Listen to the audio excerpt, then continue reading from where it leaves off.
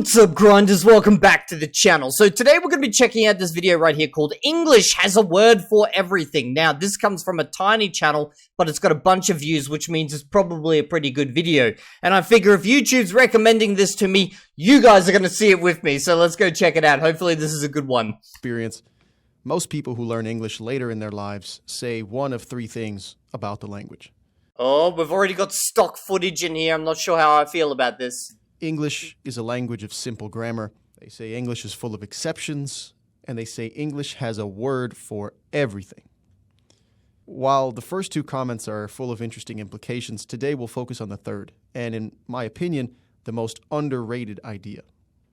So why the f*** does English have so many more words than the other major languages? I don't think it does, realistically. I think maybe... Okay, because English just kind of creates new words or absorbs words from other languages, while other languages, let's say, for example, Esperanto, build them internally, and same with Chinese. The short answer is, it doesn't. It's just unbelievably good at describing the situations that surround what are otherwise very common words.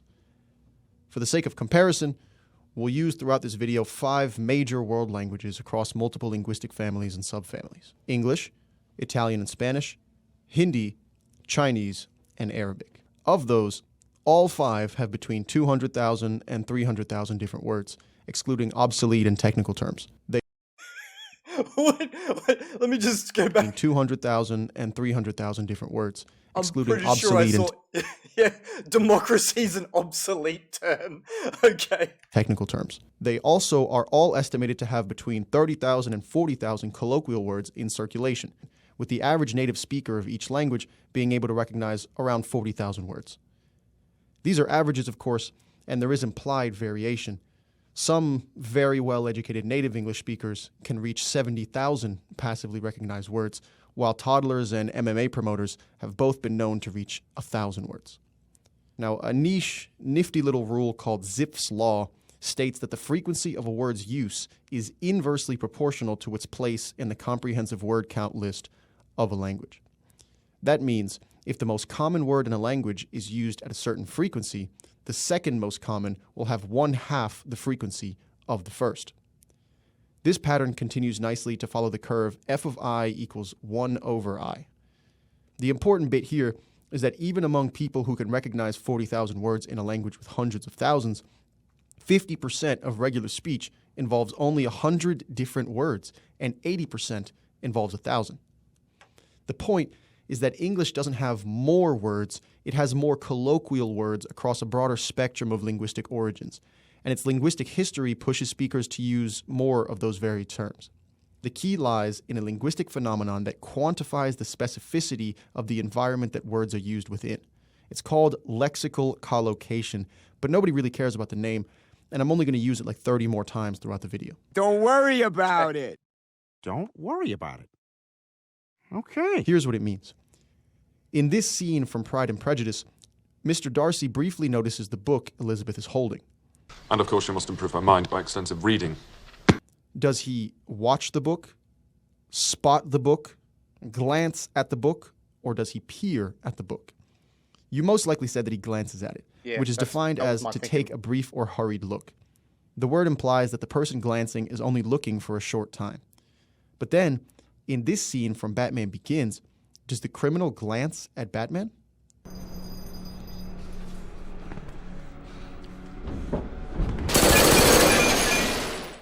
Most people will intuitively tell you no, because the criminal wasn't the one who looked away. Batman exited his field of view. As such, what he did was glimpse the Batman, defined as a momentary or partial view. Okay, so for example, in Esperanto, the first one would be ek rigardi. So that would be to look at it. There's other ways of saying it, but that would probably be the first one that comes to mind. And here we've got the glimpse him. Maybe this would be like ek vidi. So, but the ek means like a sudden, short, or the start of an action. This type of specificity in the niche used for each word extends across the whole language, and there are a plethora of examples. Here's a good one. This is walking. This is strolling. This is sauntering, strutting, striding, marching, hobbling, waddling. Like, okay, so for example, if I go back through all of these, like how we do this in Esperanto, so This is first one? strolling. Strolling. So that would be promeni. Promeni is like to leisurely walk. This is sauntering. Sauntering. I don't even really know what that means in English. Is it kind of like danse marashi? Like that's what I feel like. So that's like what I'm having pop into my head, which is like in a dancingly walk. Strutting. Then again, this one would be like maybe the first one would be dansace marshi. So that's like dancing terribly while walking type of thing. So that's how you do it in Esperanto. Strutting. This you could almost be like I don't know. Here you could say pave promeni, which would be like to walk like a peacock almost. Striding. Striding. That's like it's a fast one. It's kind of like a march intense marashi, maybe like marching with intention. Marching. Hobbling. Marashi. Hobble would be like lante man. That would be like because it's like lante iri. So to like kind of in a disabled type of way to go. Waddling. Anas promeni, anas marashi. So that would be like, duck-like walking or duck-like strolling type of thing. Shuffling. Shuffling. Okay, so how would I say this? Because what is shuffling? It's like dragging your feet. So it'd be like maybe tren and marashi. Something like that. Nah, probably not. There's probably a lot of different ways. See, here's the thing with Esperanto, okay, so you combine all these units together to create this. You could add way more specificity than English ever could here. Now, with English, you could use, obviously, adverbs and stuff, but, like, you can cram these together to become one word. So, for example, that duck-like walk or whatever the guy was doing there before, you'd just say anas marashi, which is just, like, duck walk. It's combined, and you can do that with everything. Trudging. What was trudging? That'd be like... That's like a forceful type of walk. Or, like, you're trying to push forward type of thing. This is hiking. Wandering. Pacing. This is plodding. Trekking. You understand. Yes, Drill Sergeant! Now, I want to be fully clear with my non-native Anglophone audience. These are not rare synonyms. They're all words that the majority of native English speakers know and will understand in their specific context without fail. It isn't necessarily that any other use of the word sounds wrong, but there is one use that intuitively... Let me know down in the comments section, okay, based on the languages you're learning or you speak, how does your language approach this? Does it just generally has unique words that represent, like each one of these types of actions that we just saw there? Or does it do what Esperanto does, which is basically create words by joining together pieces from pre-existing words within the language? Sounds most right, because each word conjures up a specific image in the mind. I want to also be fully clear with my monolingual native Anglophone audience. This is an exceptionally rare quality among world languages. But why? Now, at this point, you're probably asking yourself why you haven't clicked off this video yet. Please, allow me to make it even less interesting for you with some statistics and ancient linguistic history. But don't worry, here's a split screen. Among the top 10,000 most commonly used words in English, about 40% are of Germanic origin, 40% of French origin, about 15% of Latin origin, and the rest are scattered across many languages. So with Esperanto, you get about 80% that comes from Romance languages, a big portion of that being Latin. Then basically, it's probably like 70 to 80%. And then you got like 20%-ish, which comes from Germanic languages. And then you got less than that, 2%, maybe Slavic languages, Hebrew, and then like tiny bits of scatterings of different language groups in there. While this might give us one reason why there are so many synonyms, we need to dig deeper to find why they're so consistently localized. English's strict lexical collocations sit in the collective subconscious of speakers purely through repeated learned experience. It's almost as if each synonym is a piece of culture, and like any piece of culture, it's also a piece of history. The Germanic languages originated from the hypothetical reconstructed mother language Proto-Indo-European, which was spread throughout much of Eurasia by various Neolithic farming cultures. These peoples, called the Yamnaya by archaeologists, started migrating around 5,000 years ago from the steppes of what are now Ukraine, Russia, and Kazakhstan. Today, over half of the world's population speaks a language derived from these people, ranging from Spanish in Chile to Hindi in India. Proto-Germanic split off from this root language around 1,000 years after the initial Yamnaya migrations, somewhere in what is now Denmark and northern Germany. The West Germanic branch, of which English is the major force, was fully defined by the 1st century BCE. Old Saxon, the direct predecessor of Old English, was the language the Romans encountered in their conquest of the British Isles.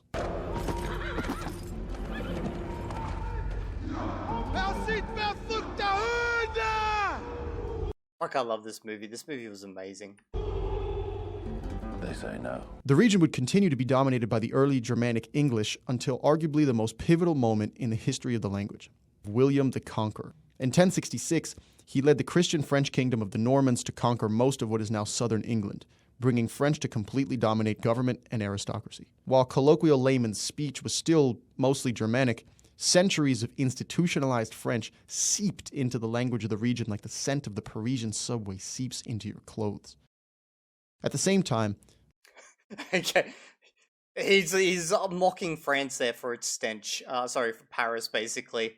I remember that when I went there. It was bad. like all of the contemporary Western world, the medieval Christian church used its magical powers of public execution to keep academia almost entirely in Latin.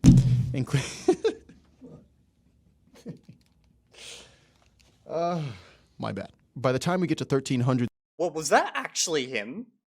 I'm so confused by that scene. Middle English, we can already begin to see a pattern of synonyms that exist broadly within the blossoming language and are deliberately kept in their specific contexts by lines drawn on the borders of culture and social class.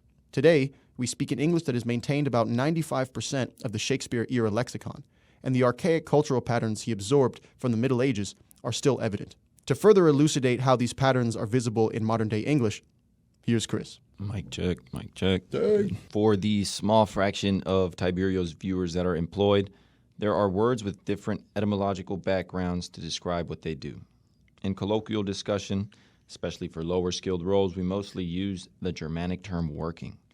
This extends to other everyday forms of toil, like working out or yard work. When the government or institutions The Esperanto equivalent is labori. refer to their occupation, or when it's discussed in a broader economic context, the job is French-derived labor, and the person That's where Esperanto gets it from. doing the job is the French-derived employee. If the work involves more complex science-associated elements like machinery or computers, the worker is the Latin-derived operator. Okay, so Esperanto's got like words for most of these as well. However, for example, what we would say here is like, dungi, which means to hire someone, and then you have dunganto, which is someone who's hiring, and then dungato, which is someone who's being hired, and you can actually then add almost a tense system to that. So you could then say dunginto, which was someone who had hired, or dungonto, which is someone who is going to hire, like a future employer type of thing. And then you've also got dungito, which is someone who was hired, but no longer hired anymore. And then dungoto, which is someone who's going to be hired. So you can get so much specificity in there, and then you can start adding all sorts of suffixes and stuff onto it. Through the niche uses of our words, we subconsciously make judgments on the quality and context of an event. If I tell you I went out to eat, it was likely a casual and low-cost meal. If I was to say I dined, you probably imagine an upscale establishment. The word ingest is instead exclusively reserved for medical and scientific contexts. Like, I see what he's saying here. It's like, these words have been assigned to certain, like, cultural expectations and stuff like that. We've got this in Esperanto. And I'm pretty sure this would be the same with most languages. Like, for example, you've got, in Chinese, okay, so you've got, 加入, which means to join. It's a formal word. It's almost like a bookish word, to join like an association or something like that. But then in just general conversation, you just say 进, which means to enter. But it can also mean to join. And if I describe to you what I ingested, I'm most likely referring to a poisoning of some sort. Back to Tiberia. What's good? It's me again. So, we can see how English inherited specific uses for words and how culture affected their specific niches. But the strength of the language as a concise descriptive tool goes deeper than just having words added to it. English also inherited a convenient word-forming tool from its original Germanic root that only adds to the strength of lexical collocation in the language. Compound words. All the Germanic languages exhibit the phenomenon of joining two entire root words into an unambiguous single term. Mm-hmm. In English, it exists threefold. In noun form, like bedroom or handshake, or swamp ass. Adjective noun form, like blueprint or highway. And most interestingly, in verb particle form, like hangover or castaway. Word compounding, And then we get this in every form in Esperanto. So you could even do it in adverb form. is not at all unique to the Germanic languages, by the way. Chinese actually uses it far more often, and if someone speaks to you in Turkish for 10 minutes, they've probably said about 15 total words. The difference lies in the consistency of English compound formation. In Chinese, the main root of the compound can come first or second and can be conjugated or unconjugated. It is thus up to the listener to interpret based on context. In Turkish, the compound words aren't I wouldn't call that conjugation, though, in Chinese. That's more like suffix. That's a suffix system. I don't know. Like, I'm not a linguist, so maybe they'd classify that as conjugation, but I wouldn't classify it as that. Like, for Esperanto, it has both conjugation and a suffix-based system, so you can kind of do both. exactly single words. They are strings of several modified roots. And you could do this exact same thing in Esperanto. So you could have something like Malsano Leo, which is a place for people who are sick. And sick is actually built from healthy, so it's a place for people who are unhealthy. With conjugations functioning as prepositions that bind the compound word. The respective subjectivity and complexity of the two languages are the main reason why they're considered among the most difficult major world languages to learn. In English, the main root is always the second one and always the unstressed syllable in the word. Okay. This makes it intuitive to understand what any compound word means the first time you hear it. Okay, I guess that's kind of just instinctive to me because Esperanto obviously follows that. So the way it works is you've got prefixes and suffixes suffixes you read from the back inwards to the main root, and then prefixes you read from the front inwards. And literally gives any two root words like 50 times the specificity in one term. We see these compounds forming and spreading quickly even today because as long as one knows both roots and the very basic structure where the second is the main, it is immediately a hyperspecific word. Words like doom scrolling and rage baiting exist in brain rot lingo, brain rot being another compound. I mean, we're talking about words created and propagated by people who can barely read and write. They can even be fabricated with no real-world context and immediately understandable, like George Lucas's lightsaber or Tolkien's halfling. Well, that's exactly how it would work in Esperanto as well. And the great thing is you can actually have multiples in there. You don't just have two, you could have 3 or more if you really want. George Orwell invented 24 compound words just in his novel 1984, most famously doublespeak, thought crime, and unperson. Whether it's the first time someone tells you they're starstruck upon meeting you, or whether that's swamp ass, whether that same person tells you you have swamp ass, you're probably going to understand. So we see the layers that make up how English came to be this way. You take 3 competing languages, give them the ability to create specific words whenever they want, compound that for 1,000 years, and you find yourself with a language that has a word for every damn thing you can come up with. Okay, I'm not really sure what the point of this video was. Yes, obviously he's showing, the historical fact that English is basically the accumulation of Germanic languages with Latin and then French here. But the English has a word for everything. I don't get that because, I would say Esperanto can do this, but to extreme levels where even English can't do it, okay? So it's like, let me even try this. I'm going to try this, okay? I'm going to open up Notepad here. And we're just going to try create something off the top of my head, okay? So we had before, I mentioned dungi, which means to hire, okay? And I'll just, without a 9 in it. It doesn't have a 9 in it, okay? So then we could say dung otto, which means someone who is going to be hired, okay? Now, let's just, just go maldungoto, which would then literally mean someone who is going to be unhired, okay? So I'm guessing like someone who's going to be fired, okay? And then you could...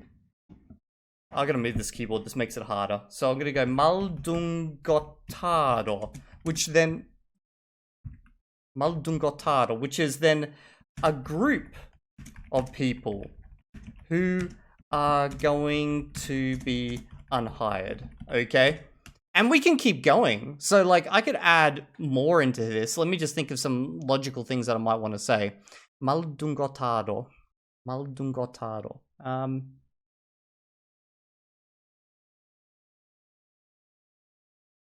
Okay, we could go Maldungotaretto, which then would be a small group of people who are going to be unhired. Okay? And yeah, we can keep going for this. And these are all legitimate words. We can say this in Esperanto. There's nothing strange about this. Like, you will see this type of stuff in literature, less so in conversation, just because it can take someone who's not an experienced speaker a little bit to pass that. But if I heard that, I'd figure that out, like, pretty much instantly. It wouldn't bother me. But I'm pretty sure you can do a lot of this with Chinese as well. Maybe not to this extreme, obviously, but the English level of extreme easily enough. So I'm not sure what's the point. Let me know down in the comments section what you think about this video. I find it interesting in some ways, but also it's kind of promoting the idea that English is unique in its ability to do this, but obviously it's not. Let me know what you think. I'll see you all next video. Don't forget to sub.